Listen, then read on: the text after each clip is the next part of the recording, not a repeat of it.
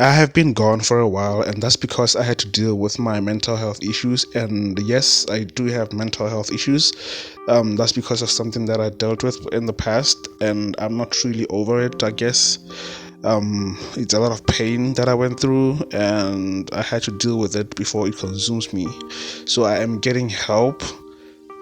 So you don't have to worry about that. Anyway, I am back, and that's not important right now. Today, I'm going to do something I have always wanted to do since I watched the show Loki. And yes, I actually watched Loki. Anyway, I was watching the show and I realized something about how the MCU handles the concept of the multiverse. The way they handle the multiverse is just dumb.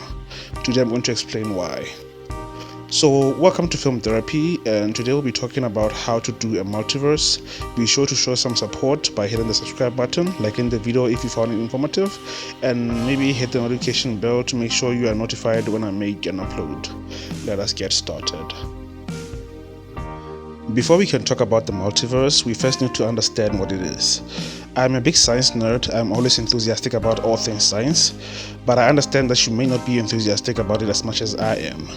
So I understand that this whole science stuff might be confusing to you and it might be hard for you to understand it. Now I am going to oversimplify all of this, so I will try to make it easy for you to understand. So the multiverse is a hypothesis that scientists came up with a long time ago, and yes, I said hypothesis, not theory. There is no evidence for that. There is no evidence that the multiverse exists, which is why we call it a hypothesis. But it is fascinating either way. The multiverse hypothesis suggests that there is an infinite number of universes other than our own, and it is as simple as that. I will not tell you how scientists came up with this hypothesis. You will have to do that research all yourself. Right now, we're just going to talk about what it is and how it is proposed to work. Now, it is often said that for every decision that you make, the universe splits to account for all the choices. So if you choose to buy an iPhone instead of a Samsung, another universe exists where you buy a Samsung instead. Now, let us say you bought an iPhone. You can either like it, dislike it, or be indifferent about it. 3 new universes will exist because of that. So a universe exists where everything you imagine actually happens.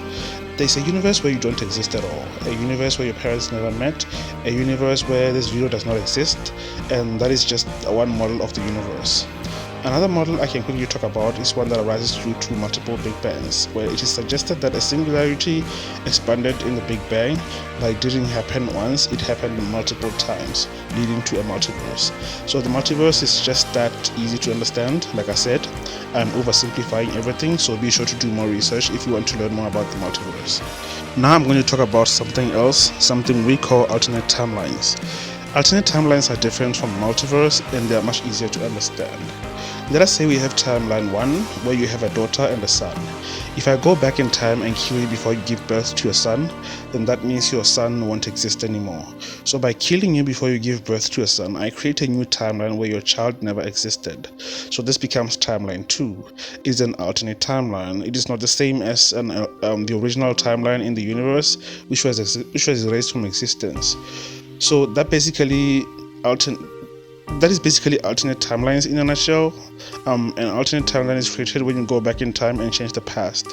This is completely different from an alternate universe, and it is important to make that distinction. It is important later on, so keep that in mind.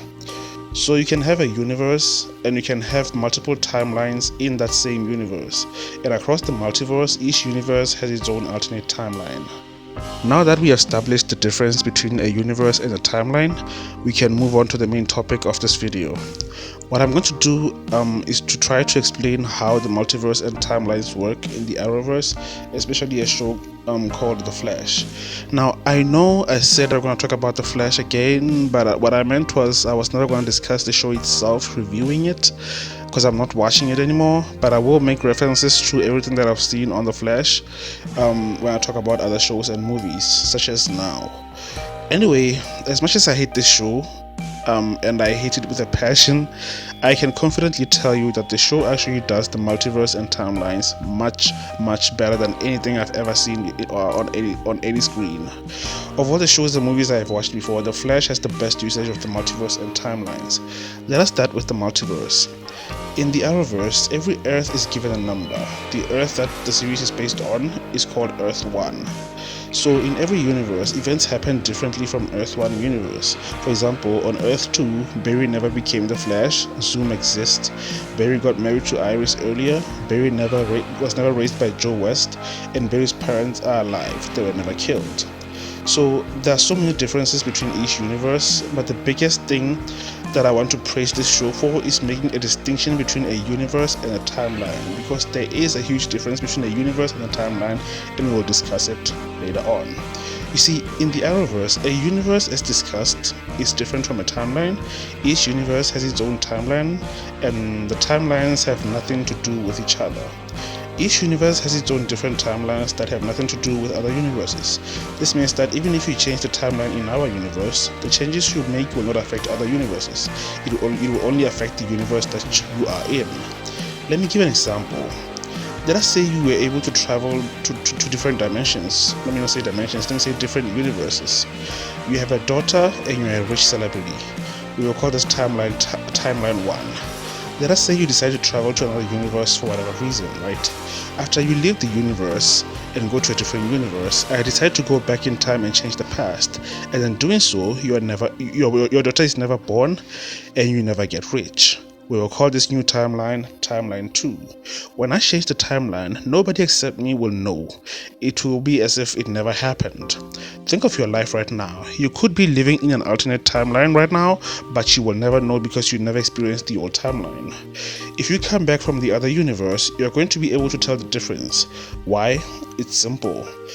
When I changed the timeline, you were not in our universe, so the changes to the timeline do not affect you. Basically, if you leave the universe, any changes done to the timeline in that universe will not affect you at all, and a change in the timeline only affects that specific universe, not any other universe. So when you come back, you find that your daughter doesn't exist and you were never rich. Everything is different. But everyone who was in that universe when the change happened, they won't know it. But because you were in a different universe and that change in the timeline did not affect the universe that you were in, you are going to remember it. A perfect example of this is when Barry changes the timeline to create Flashpoint. When Harry and Jesse come back to Earth 1 from Earth 2, they quickly figure out that Barry changed the timeline. How did they do that? Well, the Speed Lab. In the original timeline, the Speed Lab did not exist. But when the timeline changed, the Speed Lab existed in the new timeline. But because Harry and Jesse were in a different universe, they only have the memories of the old timeline. They were never affected by the changes in the timeline, so they do not remember seeing the Speed Lab. It was never there in the memories. It was never there in the original timeline. I'm guessing you get the point now. Changing the timeline does not affect our universe. It does not affect any other universe. It only affects the universe in which the timeline is changed. So each universe has its own timeline that has nothing to do with other universes. In my opinion, this is the best way to handle timelines and the multiverse, because it makes it easy to explain a lot of things. This has many benefits, and right now I will focus on one of the benefits. If we change the timeline, the people's lives change, right? But those people still look the same in that new timeline. Their appearance will not change. This is because it's the same universe, the same characters, but different lives. However, if you travel to a different universe, you can find that Barry Allen looks different from Barry Allen in other universes. This cannot happen if you talk about things like different timelines. In a different universe, a different sperm may fertilize the egg, hence Barry Allen looks different, and his kids look different, and so on. So if you're talking about a multiverse, it makes sense for a character to have different appearances and live the same lives. This is why we have different Barry Allens and different Spider-Men looking different. There is only one way this can happen in a different timeline, and that is if I go back and change something before my daughter is born. Let us say my daughter looks like this, right? If I have sex with my wife using doggy style, yeah, weird example, I know. If I have a sex with my daughter using doggy style, sperm X fertilizes the egg, right? But if I change things and I have sex with my wife using missionary position, instead of sperm X fertilizing the egg, now sperm Y is the one that fertilized the egg. So this is a change in the sex position, and therefore the sperm fertilizes the egg is different from the sperm that fertilized it before, meaning our daughter comes out looking different. That is the only way this can change when you change the timeline. However, this cannot happen This cannot happen if I change the timeline after my daughter is born. Why? I will use the same example. Say my daughter gets hit by a car at the age of 10 and she gets crippled for life. This ruins her life and she struggles in the future because of it. I go back in time and change that. I save her from getting hit by that car, right? She never gets crippled, so she lives a different life. This means that my daughter is going to look the same, but the life that she lives is different. It is literally the same person. I only changed their lives. People keep this in, the MCU just fails badly at this, and I will explain why later on. But to summarize this chapter, whatever change you make to the timeline will not affect other universes. A universe has its own timeline that has nothing to do with other universes.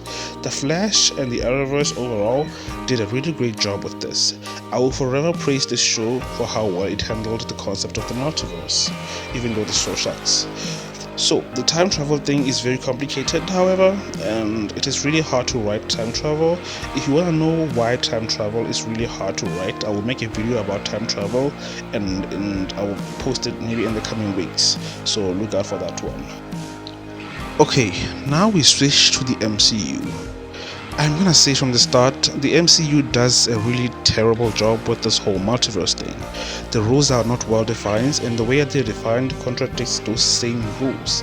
How is it possible for a rule to contradict itself? Loki and Multiverse of Madness have contradicting rules to the multiverse. The way they talk about the multiverse is contradictory, and guess what? They were both written by one person. How is it possible for two films to be written by the same person and then contradict each other so much? It just baffles me. So in Spider-Man No Way Home, we see that 3 different Spider-Mans, and all 3 of them, they are all Peter Parker, right? They lived similar lives. But the thing is, they look totally different. Now, this would not be a problem if we went with the Arrowverse type of multiverse, the one that they use in The Flash, the one that we just talked about. It would make sense if that was the case, but no. That's not how it works in the MCU, because based on the explanation that we get from Loki, it is impossible for these 3 Spider-Men to look different. They should have the same face, and that face should be Tom Holland. Let me explain. In Loki, they explain that the multiverse is formed when characters make changes to the timeline. Now, I'm simplifying what they're saying, and I'm paraphrasing, so bear with me. Every time you make a decision, the universe splits, as we discussed in the beginning of this video. No problem, right? So this created alternate timelines. Those alternate timelines exist in the MCU universe, right? Well, no. That's not how it works in the MCU. So the problem with Loki is that it tells us that the different timelines are a multiverse. Basically, different timelines are multiverses. A different timeline is a different universe. So Loki does not bother to make the distinction between a universe and a timeline. It treats a universe and a timeline as the same thing. So using this logic, when Barry travels back and saves his mom, he's creating an entirely new universe. This is just retarded, and it is a terrible way of using the multiverse. Can somebody please explain to me why these 3 Spider-Men look the same? Not the same. Why do they look different? Because they come from different timelines, so why do they look different? If they're from alternate timelines, or universes as they call them, they should look the same because it's the same person. This doesn't make sense. The biggest problem with this is the scene in Multiverse of Madness. Doctor Strange and everyone make it clear to us that our dreams are actually events that happen in other universes. Now, America Chavez says that she doesn't dream. She's the only America in the entire multiverse. I will say this without hesitating. That is literally, logically, and straight up impossible. The way they describe the multiverse, it is just 100% impossible for America to be the only one in the entire multiverse. There should be an infinite number of America Chavez. It is just impossible for her to be the only one, and I will explain. For every decision that you make, the universe splits to account for all those decisions. So at the beginning of the film, America is working with Doctor Strange in the universe to escape that fire demon, right? That Doctor Strange makes multiple decisions every day. He made the decision to help America and save her from the demon. What if he chose not to? That's an option. So a universe exists where he actually chooses not to help America. So the universe already splits into two, which means there are two different universes. One where Strange helps her and one where he doesn't. Now imagine how many choices Doctor Strange makes in one day. Imagine how many choices he made in that chase. There should be an infinite number of universes where America and everybody makes decisions all the time. So there should be an infinite number of America Chavez because of that, meaning the universe splits all the time, and every time it splits, there's another version of America Chavez. Are you following me? Because it's just not possible for America to be the only version of herself. There should be an infinite number of them. The same thing applies to the Book of Vashanti. It is said that there is only one Book of Vashanti in the entire multiverse. This is 100% impossible. Doctor Strange locked that book in that place in another universe. He chose not to lock it there, and because of that, the universe was split. So there should be multiple versions of that book because Doctor Strange makes decisions all the time. If he didn't choose to use that book and lock it in that universe, that's one choice. In another universe, he chose to use the book and actually beat someone. I don't know who he was fighting. So there should be another copy of the book in another universe. So the way they explained it, it's just impossible for there to be one Book of Vashanti. It's impossible for there to be one America Chavez. There should be an infinite number of them. Now, like I said, Loki and Multiverse of Madness were written by the same guy, and yet he broke his own rules in his own movies. You have to be retarded to be this bad at writing consistent rules in your own films. Whew. This is the problem with how they handle the multiverse in the MCU. The rules contradict each other and they just don't make sense. A simple solution to this problem is to make the universe and the timeline different things. By making a multiverse and timelines the same thing, you are setting yourself up for a terrible failure. Anyway, I digress. I will say it again before I leave. The best way to write the multiverse is to do it the way The Flash did. They did the multiverse very, very well. A universe has a timeline. Multiple universes have their own separate timelines. Simple as that. The MCU doesn't have a good system. By making a universe and a timeline the same thing, you're setting yourself up for failure, like I said. And that is why the MCU multiverse just doesn't work. It is full of contradictions. If you are someone like Kevin Feige, it is your job to make sure that every movie in your franchise follows the same rules, especially if you're going to do something like the multiverse. The reason The Flash and its multiverse rules are consistent every show and every episode, it's because the writers and the writers' rooms actually have rules to follow. They communicate with each other and they all follow the same rules when writing the stories. But no, the MCU writers don't do that. You have the same guy writing a show called Loki, establishing the rules of the multiverse in that show, and then he goes on to contradict his own rules in the next movie that he works on. It baffles me. How that is possible, I just don't fucking know. If you are writing anything, be it a power system, a multiverse, time travel, just make sure you set the rules and you follow them. That makes for a really good, consistent story. To answer the question, how do you do a multiverse? It's quite simple, really. Just don't do what Marvel did with the MCU Multiverse.